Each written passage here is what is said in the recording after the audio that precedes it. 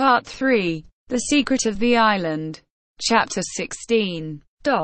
At these words the reclining figure rose, and the electric light fell upon his countenance. A magnificent head, the forehead high, the glance commanding, beard white, hair abundant and falling over the shoulders. His hand rested upon the cushion of the divan from which he had just risen. He appeared perfectly calm. It was evident that his strength had been gradually undermined by illness, but his voice seemed yet powerful. "As," he said in English, and in a tone which evinced extreme surprise. "Sir, I have no name." "Nevertheless, I know you," replied Cyrus Harding. Captain Nemo fixed his penetrating gaze upon the engineer, as though he were about to annihilate him. Then, falling back amid the pillows of the divan, "After all, what matters now?" he murmured. "I am dying." Cyrus Harding drew near the captain, and Gideon Spilett took his hand. It was of a feverish heat. Ayrton, Pencroft, Herbert, and Neb stood respectfully apart in an angle of the magnificent saloon, whose atmosphere was saturated with the electric fluid. Meanwhile Captain Nemo withdrew his hand, and motioned the engineer and the reporter to be seated. All regarded him with profound emotion. Before them they beheld that being whom they had styled their genius of the island, the powerful protector whose intervention, in so many circumstances, had been so efficacious, the benefactor to whom they owed such a debt of gratitude. Their eyes beheld a man only, and a man at the point of death, where Pencroft and Neb had expected to find an almost supernatural being. But how happened it that Cyrus Harding had recognized Captain Nemo? Why had the latter so suddenly risen on hearing this name uttered? A name which he had believed known to none.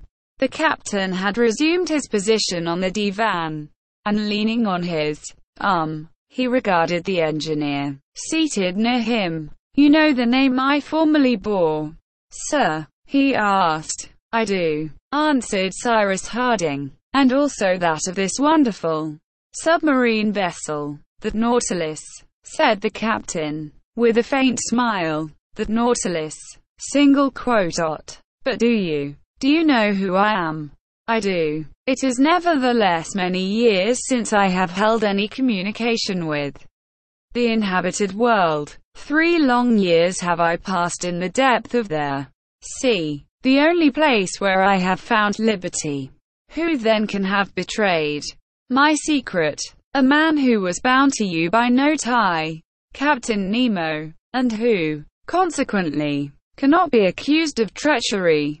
The Frenchman who was cast on board my vessel by chance 16 years since. The same. He and his 2 companions did not then perish in the maelstrom, in the midst of which the Nautilus was struggling. They escaped, and a book has appeared under the title of 20,000 Leagues Under the Sea, which contains your history. "The history of a few months only of my life," interrupted the captain, impetuously. "It is true," answered Cyrus Harding, "but a few months of that strange life have sufficed to make you known as a great criminal." "Doubtless," said Captain Nemo, a haughty smile curling his lips. "Yes, a rebel, perhaps an outlaw against humanity." The engineer was silent. "Well, sir, it is not for me to judge you, Captain Nemo," answered Cyrus Harding. "At any rate as regards your past life, I am, with the rest of the world, ignorant of the motives which induced you to adopt this strange mode of existence, and I cannot judge of effects without knowing their causes. But what I do know is that a beneficent hand has constantly protected us since our arrival on Lincoln Island, that we all owe our lives to a good, generous, and powerful being, and that this being so powerful, good and generous, Captain Nemo, is yourself. "It is I," answered the captain simply. The engineer and the reporter rose. Their companions had drawn near, and the gratitude with which their hearts were charged was about to express itself in their gestures and words. Captain Nemo stopped them by a sign, and in a voice which betrayed more emotion than he doubtless intended to show.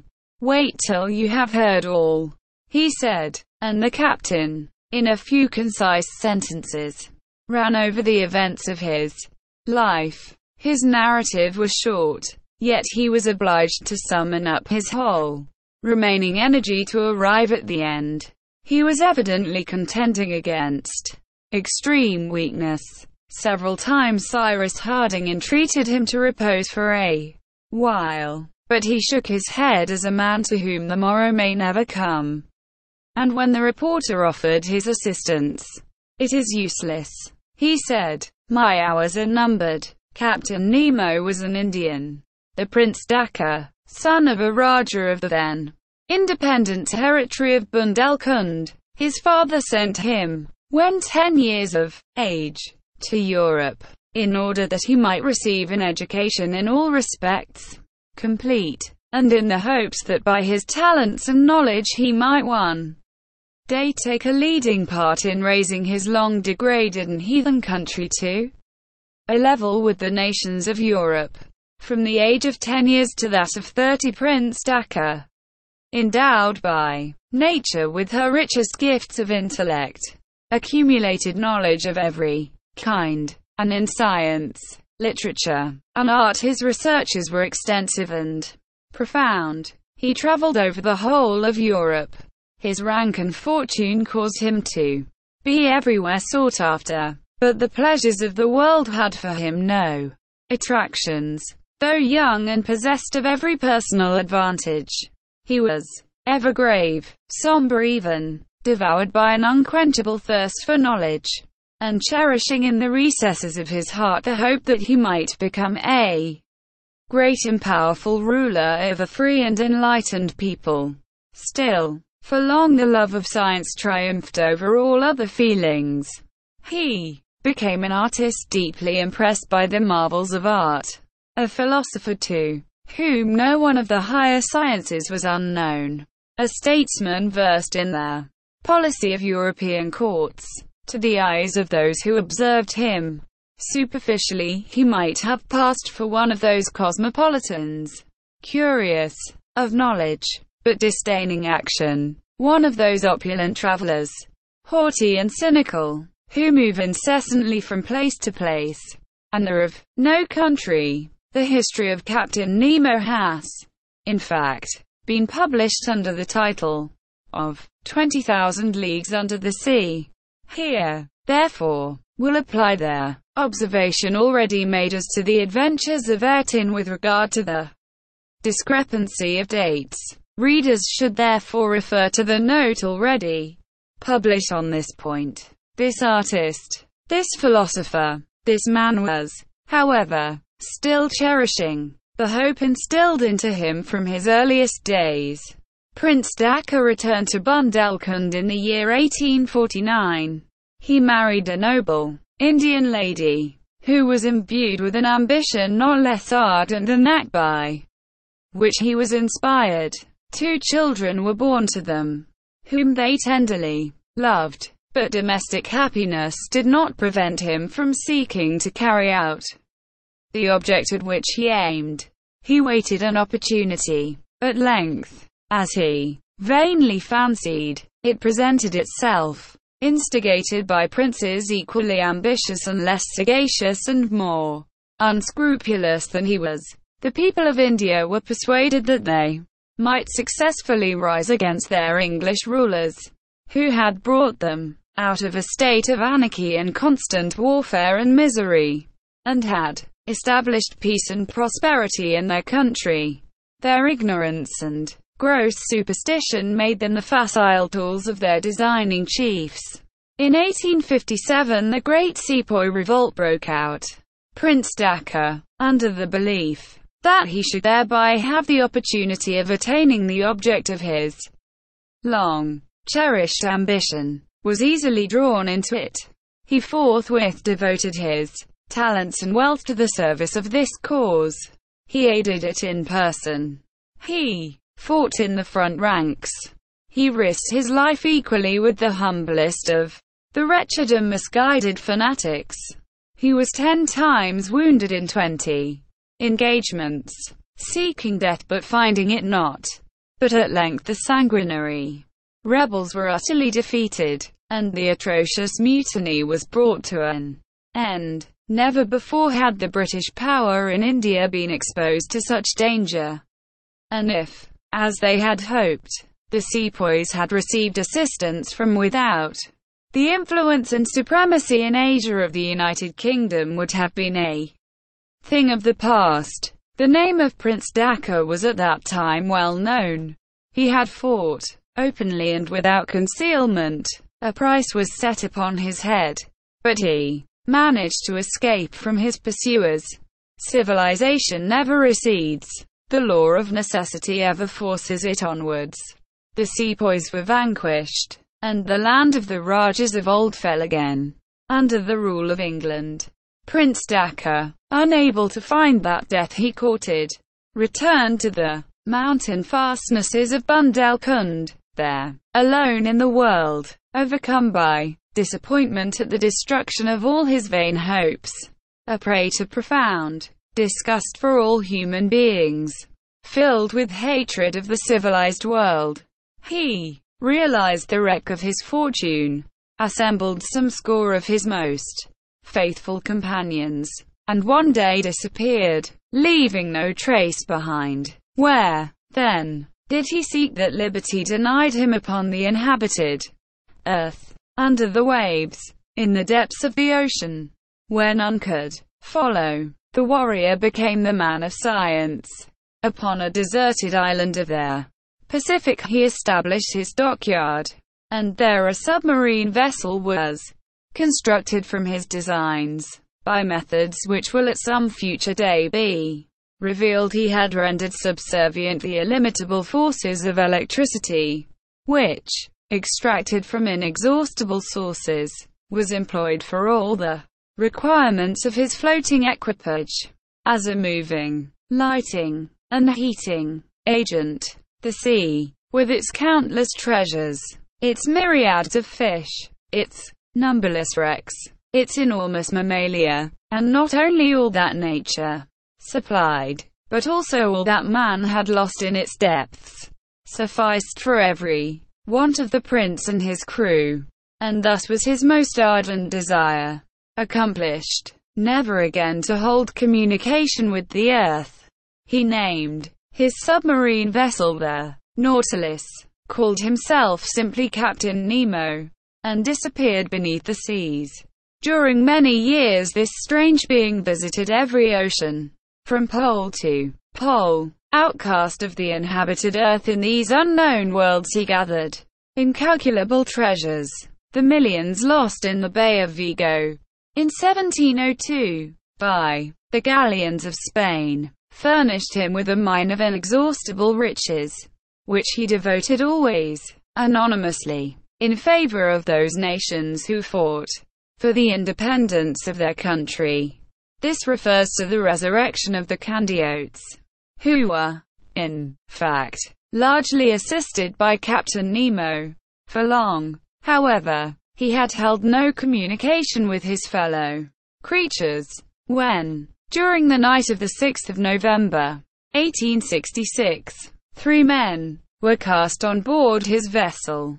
They were a French professor, his servant, and a Canadian fisherman. These 3 men had been hurled overboard by a collision which had taken place between the Nautilus and the United States frigate Abraham Lincoln, which had chased her. Captain Nemo learned from this professor that the Nautilus, taken now for a gigantic mammal of the whale species, now for a submarine vessel carrying a crew of pirates, was sought for in every sea.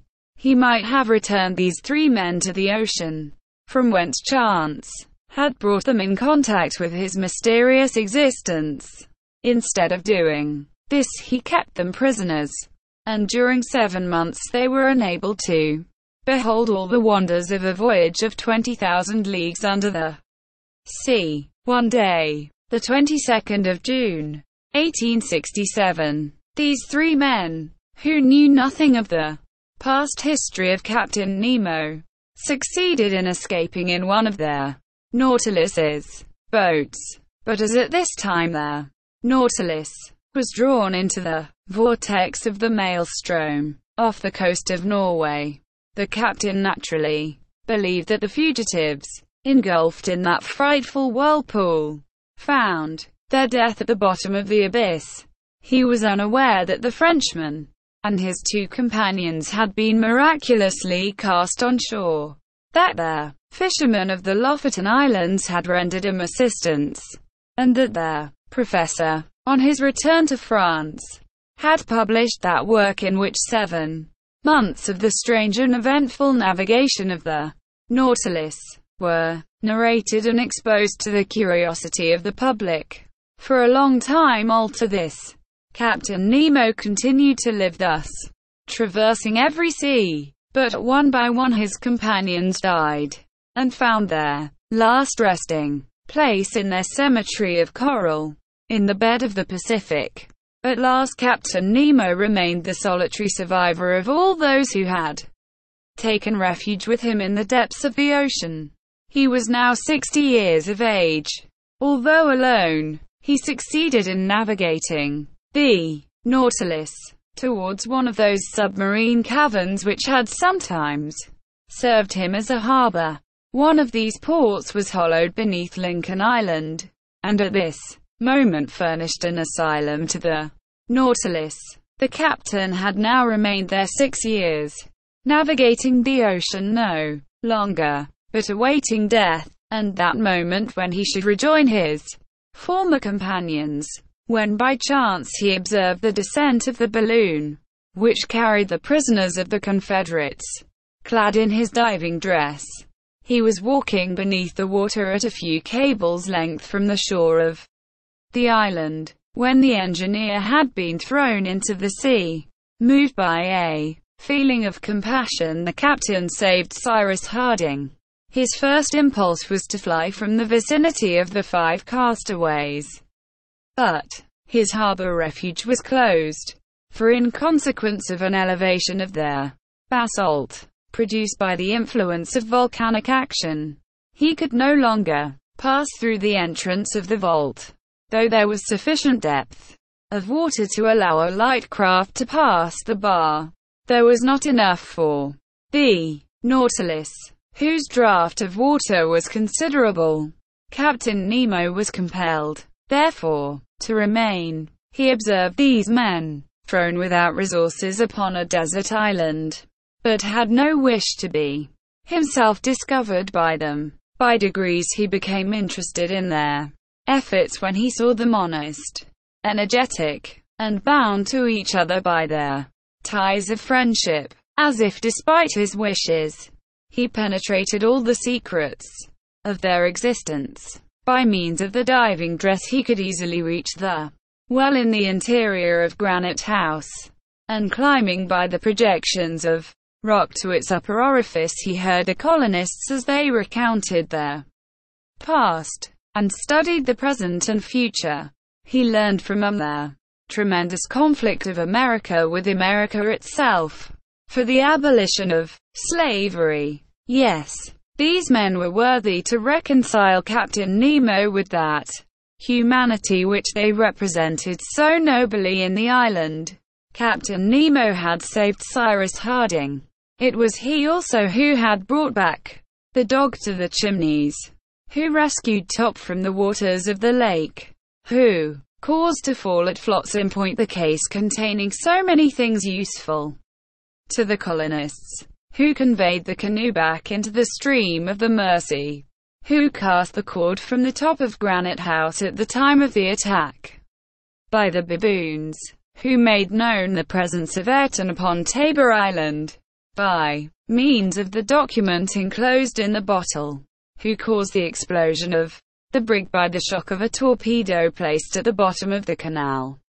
who saved Herbert from certain death by bringing the sulfate of quinine.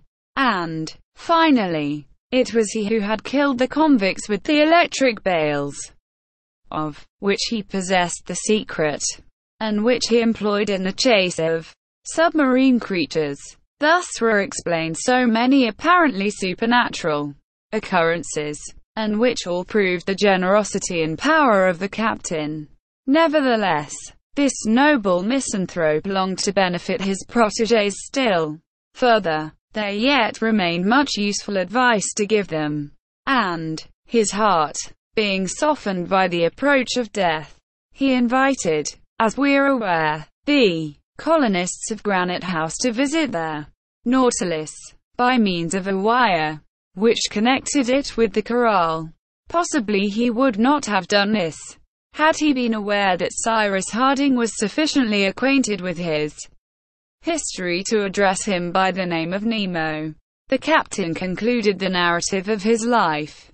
Cyrus Harding then spoke. He recalled all the incidents which had exercised so beneficent an influence upon the colony, and in the names of his companions and himself, thanked the generous being to whom they owed so much. But Captain Nemo paid little attention.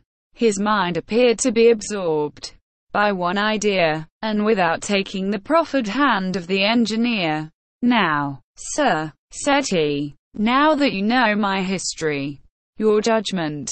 In saying this, the captain evidently alluded to an important incident, witnessed by the three strangers thrown on board his vessel, and which the French professor had related in his work, causing a profound and terrible sensation. Some days previous to the flight of the professor and his two companions, the Nautilus, being chased by a frigate in the north of the Atlantic, had hurled herself as a ram upon this frigate, and sunk her, without mercy. Cyrus Harding understood the captain's allusion, and was silent. "It was an enemy's frigate!"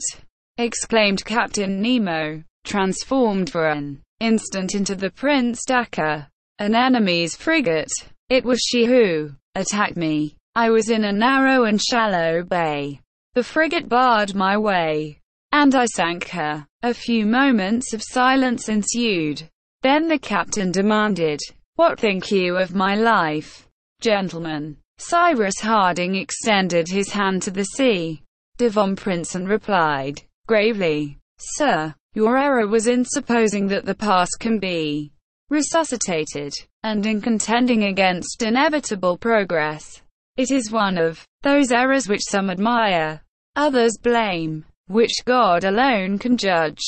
He who is mistaken in an action which he sincerely believes to be right may be an enemy, but retains our esteem. Your error is one that we may admire, and your name has nothing to fear from the judgment of history, which does not condemn heroic folly, but its results." The old man's breast swelled with emotion, and raising his hand to heaven, "Was I wrong, or in the right?" he murmured. Cyrus Harding replied, "All great actions return to God, from whom they are derived. Captain Nemo, we, whom you have succored, shall ever mourn your loss." Herbert, who had drawn near the captain, fell on his knees and kissed his hand. A tear glistened in the eyes of the dying man. "My child," he said, "may God bless you."